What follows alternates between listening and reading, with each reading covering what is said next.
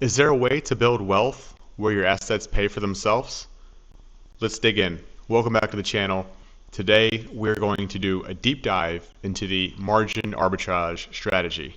This is a long-term wealth building strategy that compounds and snowballs over time. The concept is simple but very powerful. We use a brokerage account with margin to purchase assets. We specifically choose assets that historically return more, and hopefully significantly more, than the interest rate on the margin loan. This creates our arbitrage. A portion of our portfolio is dedicated to income generating assets. They provide the cash flow needed to pay the margin interest, pay principal on the loan, and eventually buy even more assets. This creates a flywheel that spins faster and faster the longer you let it run. Now, this channel is only for entertainment purposes only. This is not financial advice. I am not a financial advisor. Investing is risky, and using margin is even riskier. So I do not recommend anyone do this for themselves. I wanted to do a case study for informational purposes only. I'm going to show you in future videos my portfolio and how I kind of use the strategy. But again, this is just for your information.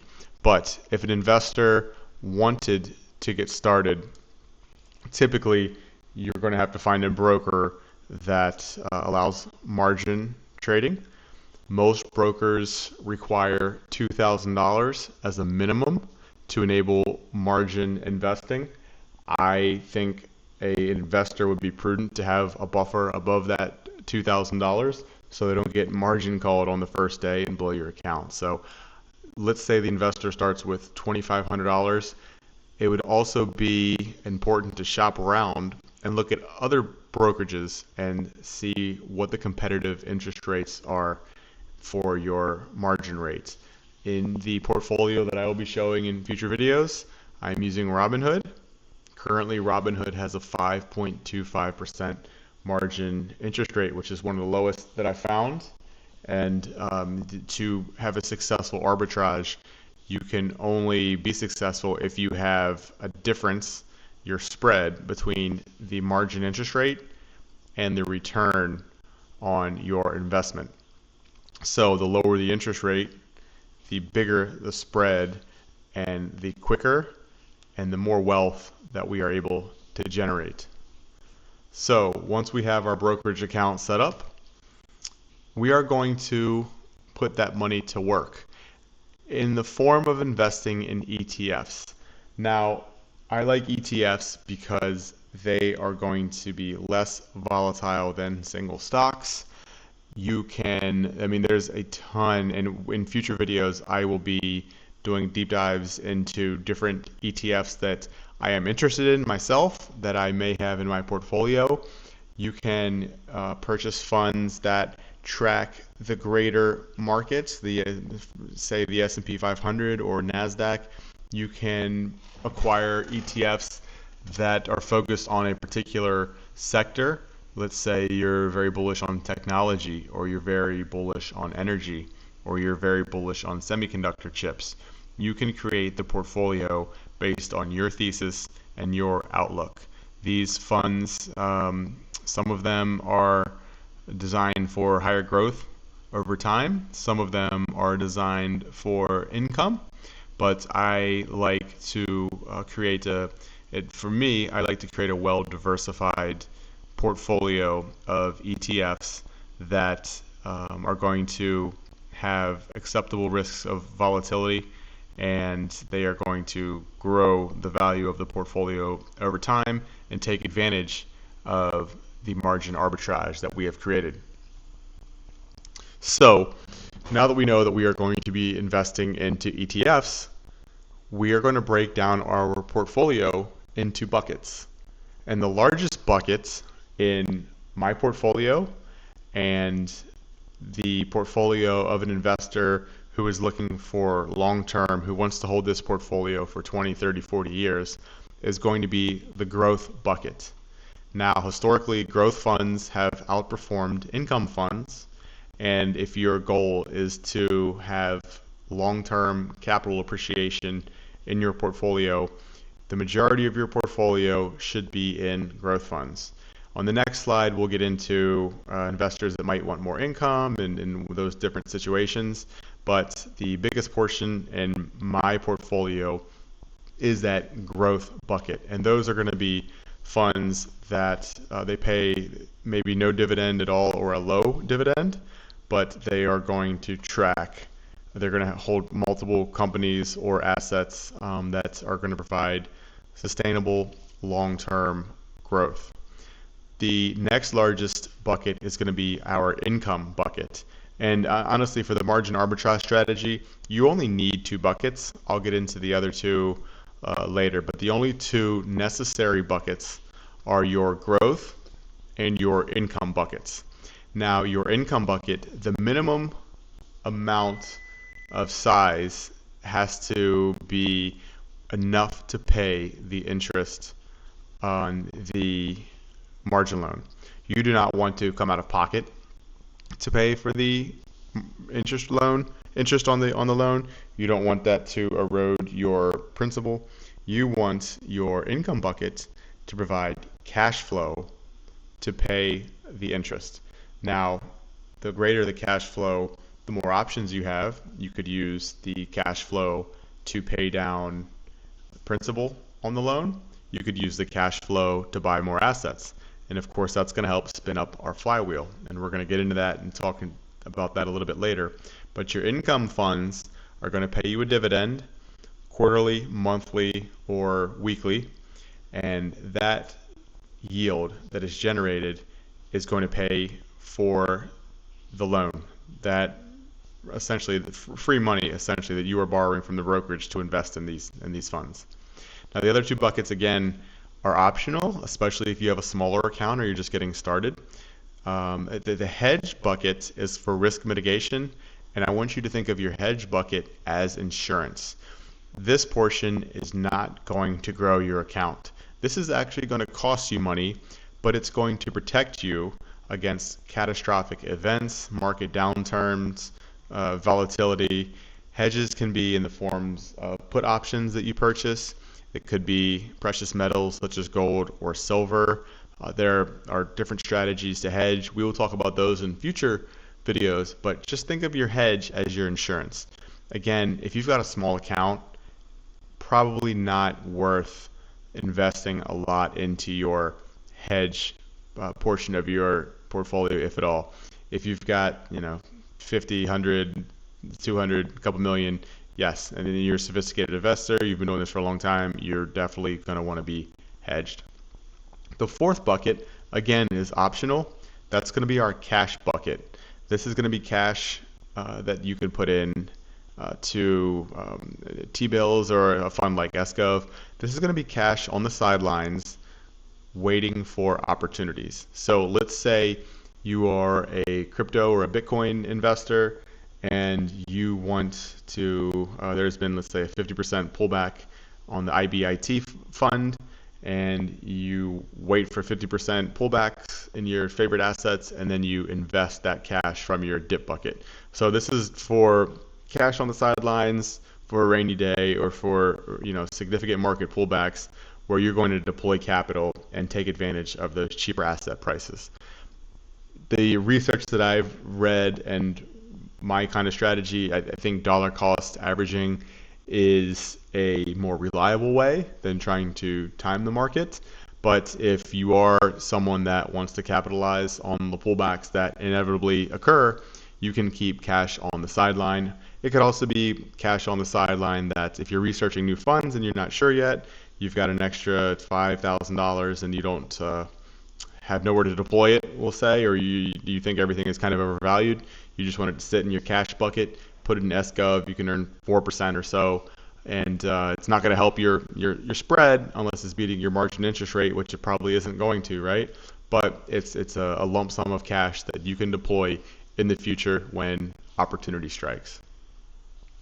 So our bucket strategy allocation, how do we determine how much is in our growth bucket, how much is in our income bucket, how much is cash, and how much is hedged? So simply the longer someone is invested, or the duration that they want to hold these funds, the longer the runway, the more growth should be the allocation. The larger the growth portion of the bucket should be allocated.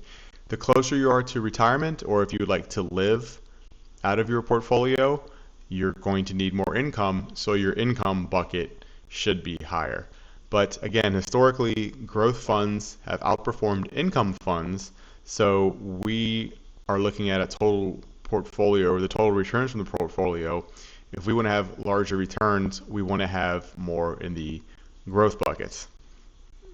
In this case, you could just put the minimum amounts to cover the loan interest, and the loan's going to be paid off by the income bucket. It could be a small income bucket, and the majority of your funds are in growth, and you're just sitting back. You're not collecting any, there's no, or very little cash flow, but the interest on the loan is being paid, and you're getting kind of that free arbitrage into your growth bucket. Let's say you're a little bit older and you want to pay bills with your yield. Your growth bucket is going to be smaller, your income bucket is going to be higher. So again, this is all going to determine on the individual investor age, their outlook, their appetite for risk, and I think that's what is really cool about this strategy, because you can customize it to your specific goals. So when you're selecting a fund, what do you look for? A few things to consider. I think definitely the track record of the fund manager and the historical performance of the fund are the two most important things, or the first two things that I typically look at. You're going to want to see how the fund deals with volatility in times of market downturns. You want to see the holdings of the fund and see if the ETF itself is well diversified and how it may hedge for downside risk. You want to look at the fees on the funds. The more you can minimize fees, you're going to maximize your returns. And then you're going to, when you're purchasing your funds, you also want to consider your portfolio, not only how much is allocated for growth versus income, but how diversified is the fund across your different asset classes, and how you allocate risk among different sectors, right? So are you going to be 100% into stock market ETFs? Or would you like to have a real estate holding? Would you like to have crypto holdings? If you're in the stock market, is it going to be USA only? Or are you going to look at funds that invest in international markets as well?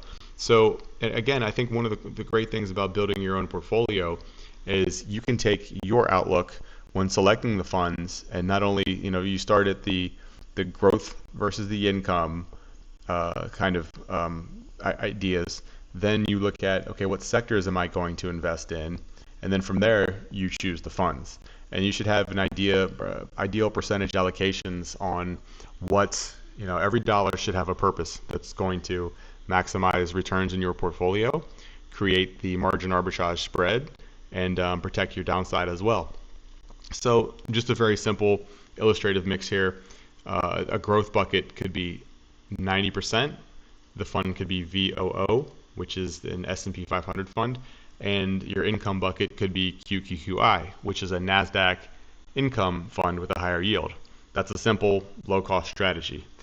Not as much diversified, not very diversified, but that could be a simple two-fund, here's your growth, here's your income, or it could be as complex as having funds across multiple sectors, and you could have 20, 30, 40, you could have 100 funds in your portfolio. You're going to want to tailor this mix to your style, goals, and risk appetite. So to be clear, the only safe margin usage percent is 0. Anytime you're using margin, you are exposing yourself to risk. That's kind of in a nutshell, if you're using margin at all, it's going to be risky. There is no safe percentage of margin to use. However, as I was doing research, I've been trying to come up with ways to mitigate risk and to be responsible with the margin usage. So it's really important to understand margin maintenance and the maintenance requirements, and that's the minimum equity you must hold in your portfolio. So the federal minimum is 25%. So if you have a $10,000 portfolio, you must have $2,500 in equity. Now that's the federal minimum. Different brokerages have different requirements. So that's important for you to know the brokerage that you're using, what the minimum maintenance requirement is for your portfolio. So margin survival rules. I did a lot of research looking at charts, researching different stock market crashes, utilizing AI and asking them, hey, would this have survived? 25% margin usage in the S&P would have survived the dot-com bust, the 2008 financial crisis, and COVID. So I aim for 25% margin in my portfolio. You can see that would survive a 60% decline in my portfolio. You can see as the margin usage goes up, the smaller a decline or pullback you are able to survive. So the more margin you use, the greater your returns and the quicker you can compound. However, your risk of ruin increases tremendously. And as I mentioned in the beginning, this strategy is for long-term wealth building. So no one should be taking an unnecessary risk. And again, margin is very, very risky to use. I shoot for 25%. That'll survive a 60% decline in my portfolio, and you can sleep comfortably at night. Whereas if you're using 50% or more, you could only survive a 33% decline. So, again, we want to be responsible and safe with our margin usage. So let's look at an example $2,500 portfolio. Your initial cash, if you had a cash account, you could only spend $2,500, but we are going to responsibly use 25% margin, which gives us an additional $833 in purchasing power. Our total purchasing power is 33, and let's say we used an 80-20 split of a growth income bucket split, 80% into VOO, which would be $26.66, and $666 into QQQI for our income.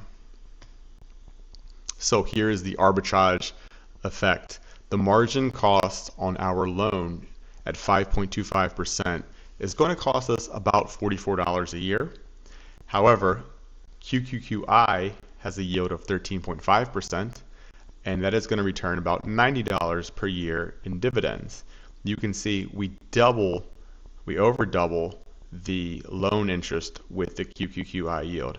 So we have created cash flow of $46. That $46 could buy more VOO, it could buy more QQQI, it could buy an additional third fund, it could pay down that $833 loan principal, and it's already covering the interest on the loan. So essentially you are buying assets that are paying for itself, and then even more, you've got cash flow, and you could take that $46 and you could treat yourself to a nice dinner once a year. But you can see this is kind of the power of the margin arbitrage, and over time, the longer it runs, the greater that spread becomes. So again, I really want to emphasize the concept and really get the eyes open to the potential of this. We start with ETFs in buckets. The ETFs we purchase should grow historically have grown over time in value. We also buy ETFs that provide a dividend yield. That yield pays for the loan, for the money that we've borrowed to buy these assets. With that money, the yield that we earn, we pay down the loan, we can buy more assets, we create that spread or that arbitrage that, as the flywheel generates and compounds, and over time becomes larger and larger and spins faster and faster. A note here, the VOO dividends, or dividends in my growth bucket in general, I drip those, and if you're not familiar with what that means, DRIP is a dividend reinvestment plan. That it's a setting that you can turn on in your brokerage so that when you earn a dividend, the dividend is automatically reinvested into that ETF.